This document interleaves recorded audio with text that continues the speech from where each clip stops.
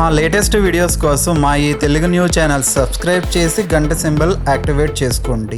2024 ఫిబ్రవరి 24న మాఘ పౌర్ణమి రాబోతుంది. దీనినే మహామాఘి అని అంటారు. పవిత్రమైనటువంటి మాసాల జాబితాలలో వైశాఖ కార్తీక మాసాల తరువాత స్థానంలో మాఘమాసం కనిపిస్తుంది. శుభప్రదమైన వివిధ కార్యక్రమాలకు ఈ మాసం అనుకూలమైనదని ఆధ్యాత్మిక గ్రంథాలు స్పష్టం చేస్తూ ఉన్నాయి. ఎన్నో పుణ్య విశేషాలను సంతరించుకున్న మాఘమాసంలో పౌర్ణమి రోజుకు ఉన్న ప్రాముఖ్యత అంతా ఇంతా కాదు. మాఘమాసంలో సాధారణ రోజుల్లోనే ఉదయం చలివేళల్లో నదిలో కానీ చెరువులో కానీ కోనేరులో కానీ చేసే స్నానం వలన గంగానదిలో స్నానమాచరించిన ఫలితం దక్కుతుందని పురాణాలు చెప్తూ ఉన్నాయి.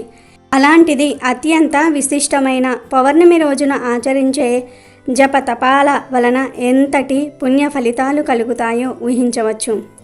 మాఘ పౌర్ణమిని మహామాఘి అని కూడా పిలుస్తారు. మాఘ పౌర్ణమి రోజున తెల్లవారుజామునే నదీ స్నానం చేసి సమస్త జీవరాశికి ఆధారమైన సూర్యభగవానుడికి నమస్కరించాలి. ఇటు వైష్ణవ ఆలయానికి అటు శివాలయానికి వెళ్ళి దైవ దర్శనం చేసుకోవాలి. అత్యంత భక్తి శ్రద్ధలతో దైవాన్ని పూజించటమే కాకుండా శక్తి మేరకు దాన ధర్మాలు చేయాలి. ఈ విధంగా చేయటం వలన జన్మజన్మలుగా వెంటాడుతున్న పాపాలు దోషాలు నశించి అశ్వమేధ యాగం చేసినంత ఫలితం దక్కుతుందని సాక్షాత్తు శ్రీకృష్ణుడే ధర్మరాజుతో చెప్పినట్లుగా తెలుస్తుంది. మాఘ పౌర్ణమి రోజున చేసే స్నానాల వలన పూజల వలన దానాల వలన వ్యాధుల నుంచి బాధల నుంచి విముక్తి కలుగుతుంది. పుణ్యఫలాల విశేషం కారణంగా ఉన్నతమైన జీవితం లభిస్తుంది. మరణం అనంతరం కోరుకునే శాశ్వత స్వర్గలోక ప్రాప్తి కలుగుతుంది. ఇక మహాలక్ష్మి అమ్మవారిని ప్రసన్నం చేసుకునేందుకు అమ్మవారిని కానీ విష్ణుమూర్తిని కానీ ఈరోజు పద్మాలతో అర్చించాలి. అటు మహాలక్ష్మికే కాదు ఇటు పార్వతీదేవికి కూడా మాఘ పౌర్ణమి ప్రత్యేకమైనదే. భూమి మీద ఒక శంకు రూపంలో పడిన పార్వతీదేవి దక్ష ప్రజాపతి చెయ్యి సోకగానే బాలికగా మారిపోయింది. ఆ బాలికకు సతీదేవి అన్న పేరు పెట్టి అల్లారు ముద్దుగా పెంచుకున్నాడు దక్షుడు. శంకువు సతీదేవిగా మారిన రోజు మాఘ పౌర్ణమే. ఇక మునులలో అతి ప్రసిద్ధుడైన కపిల మహర్షి జన్మించింది కూడా ఈ రోజే అని కొన్ని చోట్ల ప్రస్తావించబడింది.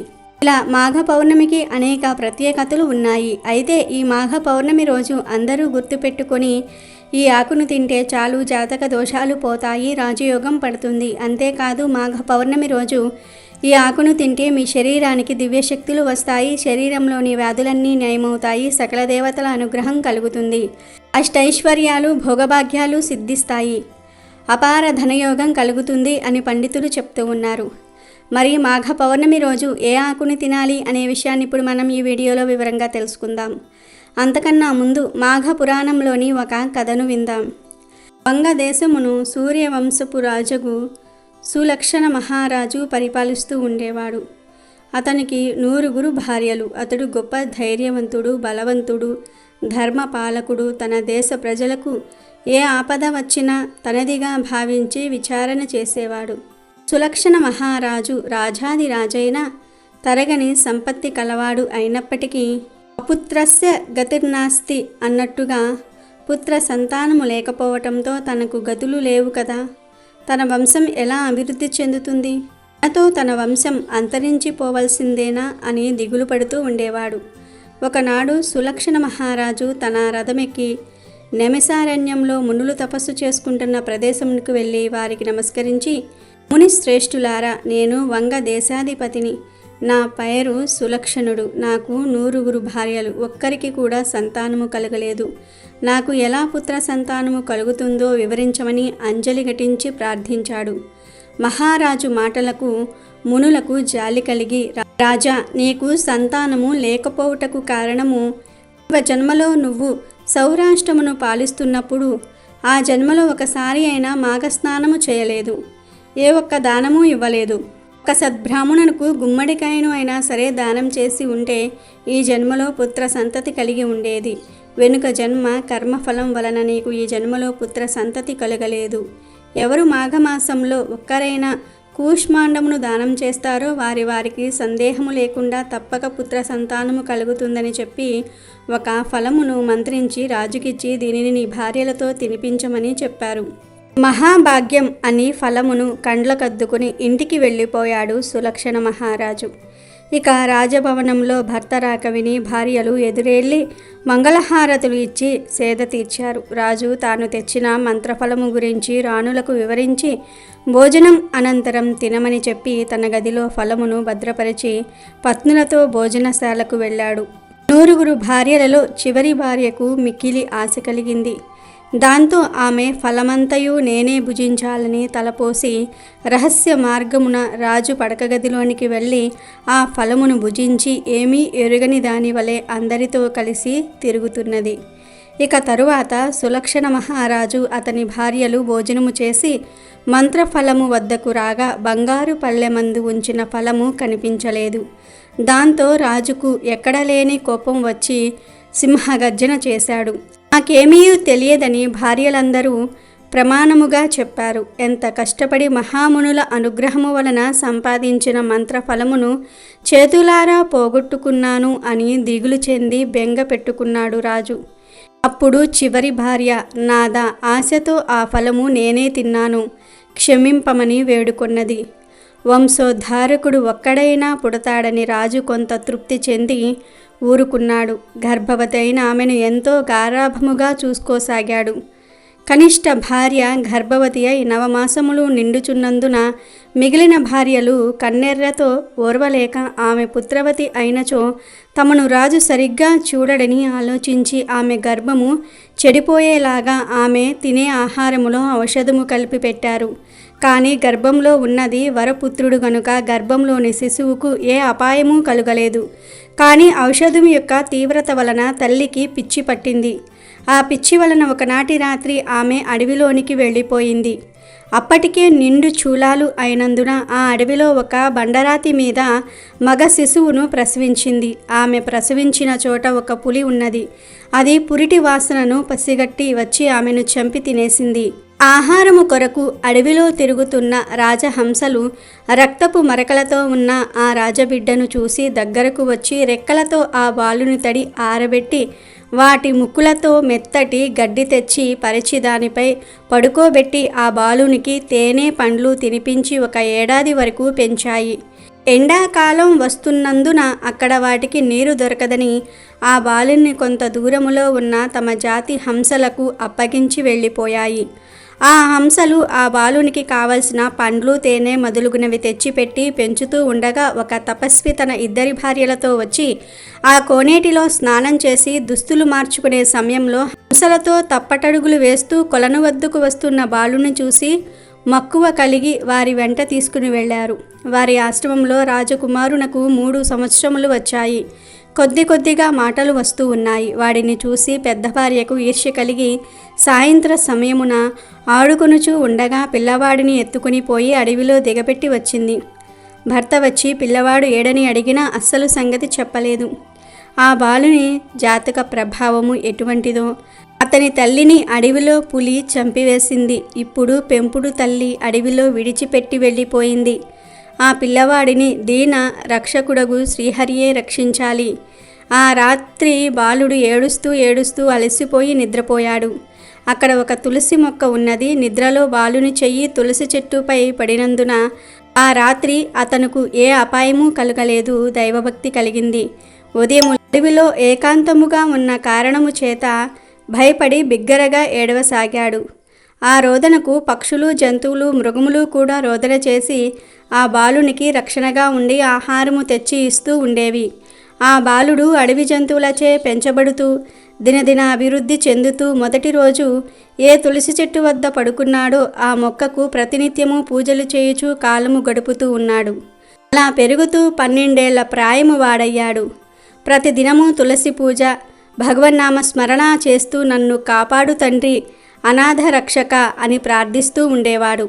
ఒకప్పుడు ఆ బాలుడికి జీవితం మీద విరక్తి కలిగి ఎంత ప్రార్థించినా నా గతి ఇంతేనా, నేను ఎందుకు బ్రతకటము అని దుఃఖిస్తూ ఉండగా ఆకాశవాణి, ఓ బాలచంద్ర, నువ్వు విచారించకు. ఈ సమీపమునే ఒక కోనేరు ఉన్నది. మాఘమాసం ప్రవేశించింది. నువ్వు ఆ సరస్సులో స్నానం చెయ్యి. శ్రీమన్నారాయణుడు నీకు ప్రత్యక్షమవుతాడు అని ఆకాశం నుంచి మాటలు వినిపించాయి. వెంటనే ఆ రాజకుమారుడు సరోవరమునకు వెళ్ళి మాఘమాస స్నానం చేసి శ్రీహరిని స్తుతించాడు. బాలుని నిష్కలంక భక్తికి, నిర్మల హృదయానికి లక్ష్మీనారాయణులు ప్రత్యక్షమై అతనిని దీవించి, బాలక, నీకు ఏమి కావాలో కోరుకో అని అనగా, ప్రభు, నాకు తండ్రి ఎవరో తల్లి ఎవరో తెలియదు. నాకు ఆలనా పాలనా చెయ్యువారు లేరు. పుట్టినది మొదలు కష్టములే తప్ప సుఖమన్నది ఎరుగను. ఈ వనాచరములు నన్ను రక్షించి పోషిస్తూ ఉన్నాయి. మీ సన్నిధానమునకు నన్ను తీసుకుని వెళ్ళండి, ఇంకేమీ అవసరం లేదు అని ప్రార్థించాడు. ఓ రాజనందన, నువ్వు భూలోకమున ధర్మముగా పరిపాలన చేయవలసిన అవసరము ఉన్నది. నీ తండ్రియగు సులక్షణుడు వృద్ధుడై నీ గురించి నీ తల్లిని గురించి బెంగతో ఉన్నాడు. నీవు నీ తండ్రి వద్దకు వెళ్ళు అని చెప్పి ఆ కొలను సమీపమున తపస్సు చేసుకుంటున్న ఒక మునీశ్వరుని తోడు ఇచ్చి సులక్షణుని వద్దకు పంపారు. సులక్షణుడు తన కడసారి భార్య గర్భవతిగా ఉండి ఎటుపోయిందో, పుట్టిన బిడ్డ ఏమయ్యాడో అని తన రాజ్యమంతయు వెతికించి తాను కూడా వెతికి వారి జాడ తెలియక విచారముతో రాజకార్యములు చూడటము మానివేశాడు. అటువంటి సమయంలో ముని వెంట రాజకుమారుడు ఆ రాజ్యంలోనికి వెళ్ళాడు. రాజుతో ముని ఆ బాలుని జన్మ వృత్తాంతం తెలియజేసేసరికి సులక్షణ మహారాజు అమితానంద భరితుడై బాలుణ్ణి కౌలించుకొని మునీశ్వరుడికి మర్యాదలు చేసి కుమారునికి సుధర్ముడని పేరు పెట్టి పట్టాభిషేకం చేశాడు. కాబట్టి మాఘమాస స్నానం అంతటి మహత్యం కలిగినది. మాఘమాసంలో ఏ రోజు స్నానం చేయటం కుదరని వారు కనీసము మాఘ పౌర్ణమి ఒక్కరోజైనా సరే మాఘస్నానం చేశారంటే జన్మజన్మల పాపాలు పోయి కోటి జన్మల పుణ్యం వస్తుంది. నెలంతా మాఘ స్నానాలు చేసిన ఫలితం వస్తుంది. ఇక వీడియోలోకి వెళ్ళే ముందు ఫ్రెండ్స్, ఇప్పటి వరకు ఈ వీడియోను లైక్ చేయకపోతే వెంటనే లైక్ చేసి మా ఛానల్ని సబ్స్క్రైబ్ చేసుకుని మాకు సపోర్ట్ చేయండి. ఇక ఈ మాఘ పౌర్ణమి రోజు ఒక ప్రత్యేకమైన ఆకును తింటే చాలు జాతక దోషాలు పోయి రాజయోగం పడుతుందని శాస్త్రాలు చెప్తూ ఉన్నాయి. ఈరోజు చంద్రుడు అత్యంత వెలుగుతో 16 కళలతో ప్రకాశిస్తూ ఉంటాడు. ఈ సమయంలో మీరు ఒక తమలపాకును తీసుకుని దానిలో పంచదారను కానీ, చిన్న బెల్లం ముక్కను కానీ, కొంచెం తేనెను కానీ కలుపుకొని తింటే మీకు చాలా మంచి జరుగుతుంది.